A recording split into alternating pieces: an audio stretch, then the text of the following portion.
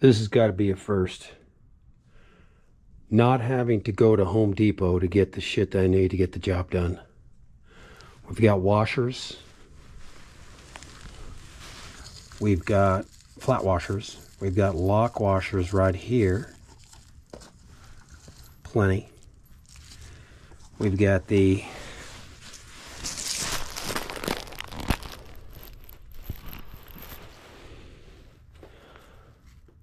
quarter-inch self-tappers. So that's kind of nice. We've got 2-inch drywall screws, exactly what we need. And I've got other screws too. I've got, as you can see, I got this length also, this length. Looking at these are going to be too big. These ones might be too small, but I do have a bunch of them underneath this car. So we'll just leave those right there. We're going to show you the project we got going here. I was going to go to Home Depot, but I did have a piece of plywood left over. And I didn't think it was big enough, but we're going to make it work, okay? I mean, it's basically, let's go take a look at it.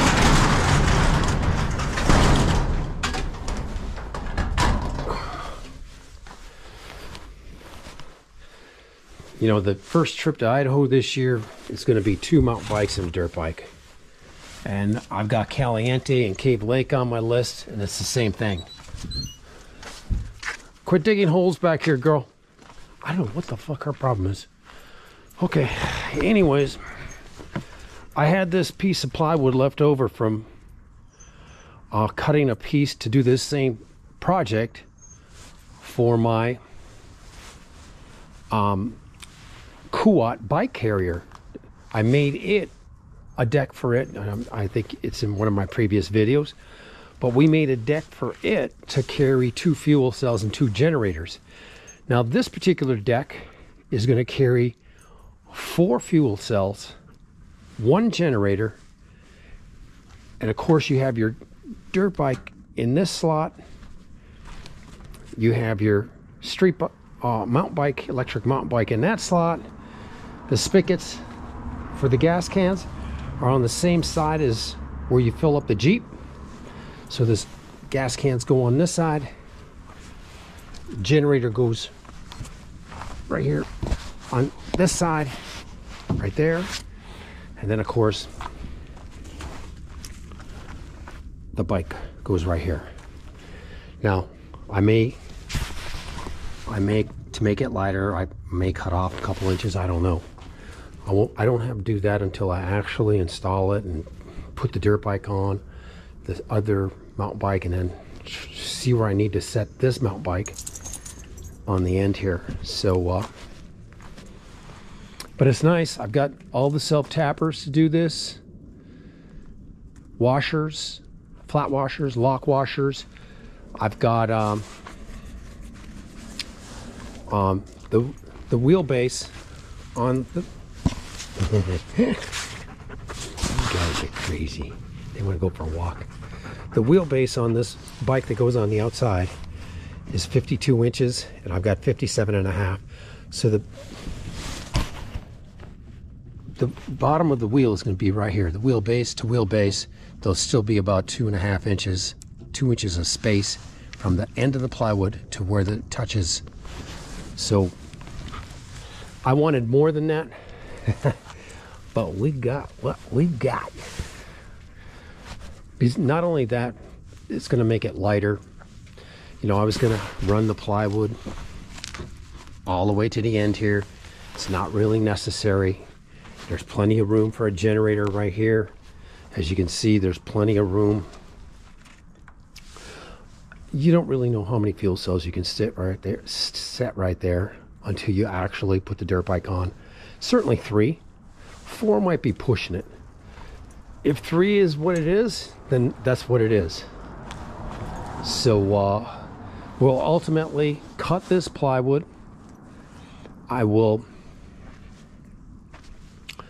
put it on the Jeep. I will load up the dirt bike, everything.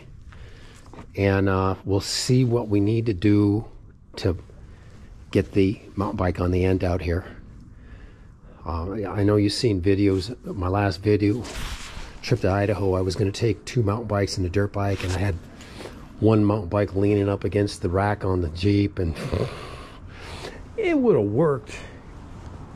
Bottom line, I should have took 2 mountain bikes on that trip because one of them broke down. But we're going to make some cuts on here. We know where it has to be cut. You can see that we need to cut this back because the front tire drops into this front area right here. So it actually is a little bit further. I just guesstimated it by making this design here. It actually has to go back a little bit farther. I was just putting this together in my head. But, and of course this one also,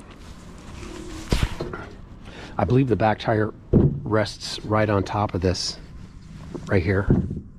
So we're going to cut this one back too. And then of course this is going to be several inches higher than my other Jeep. I believe it's going to be about 3 inches higher. Now that you put the plywood on there, that's another inch when you start rolling your bike up there. And keep in mind, I have to, ooh, this is going to be interesting.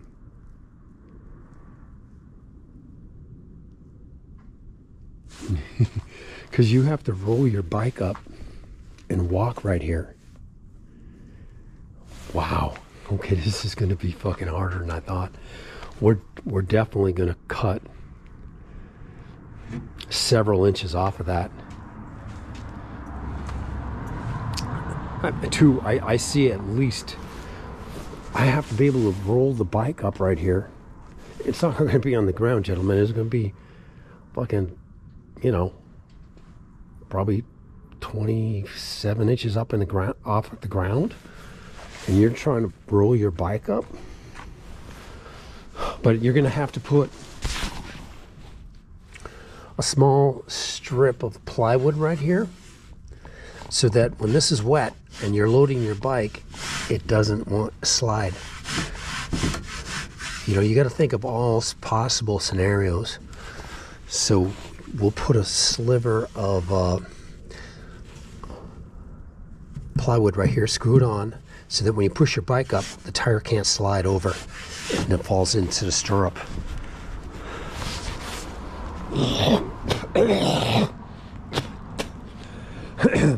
You got to think of every possible scenario. Keep in mind, gentlemen, most of the time, if not always, you're going to be loading and unloading this bike one-man operation. I have never had any trouble with the other Jeep, but now this one is going to be 3 or 4 inches higher off the ground. That becomes progressively more difficult to load and unload your bike. Not a problem.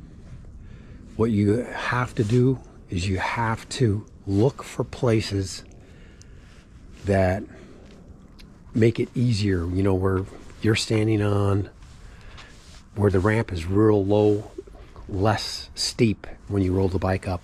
You look for places like that. Okay, I can park the Jeep right there and it's real easy to load it, or easier, shall we say. But this is, I didn't, you know, loading up the dirt bike, oh my God. With this plywood sticking out this far and it being higher,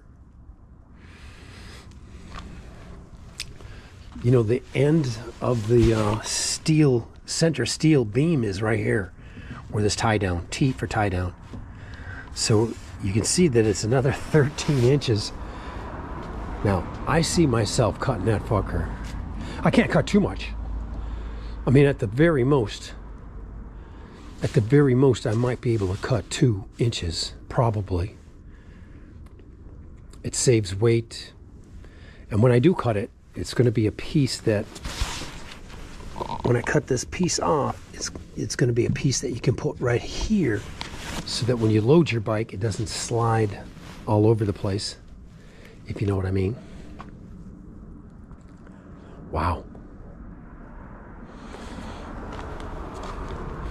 You know what you may have to do is when you get it, you may have to make it so that you can stand. And that's possible.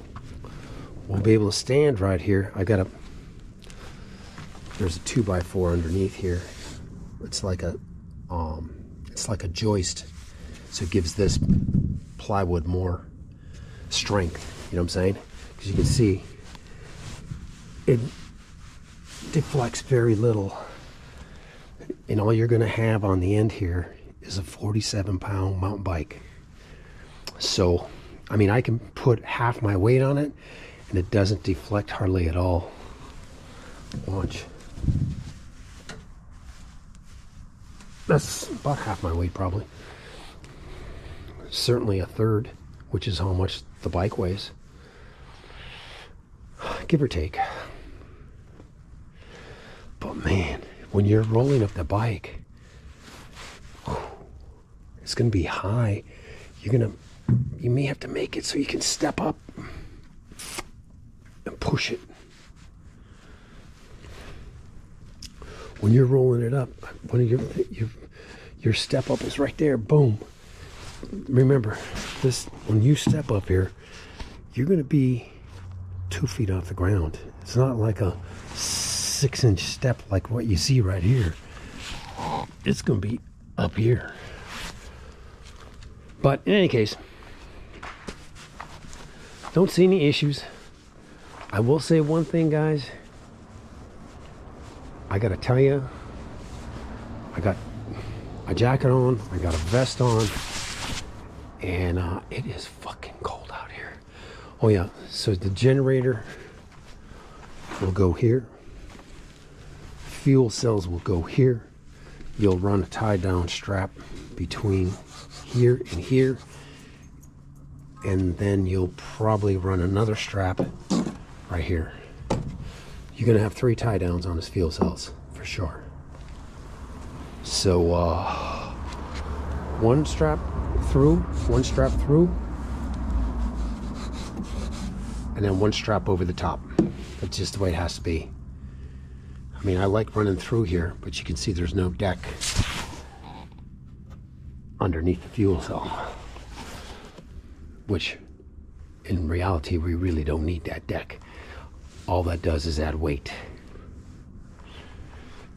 But in any case, the only situation I see is when you load it. To have all of this shit hanging out here is difficult.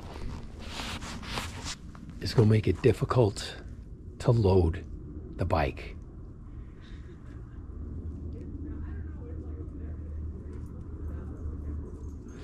There's no doubt about it. When you're pushing it up,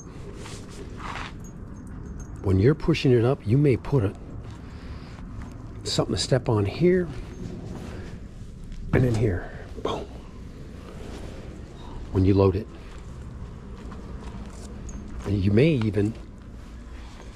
even feather load it. You know, use the motor and the clutch. You know, load it up that way. Distinct possibility. Anyways, we're gonna take the dogs for a walk, and that's a new video coming up. You'll be able to carry one mountain bike, a dirt bike, and the other mountain bike, electric mountain bike. So when you go on a trip, you'll have plenty. You'll be traveling light. You won't have a trailer with you, and you'll be able to carry that kind of shit. So if you have a mountain bike that breaks down, boom, you got another one. These dogs are, girl, what's going on? She digs these fucking holes, and then I stumble in them. I can't, and it's her. It's not him. She has a fucking compulsive disorder to dig holes for no fucking...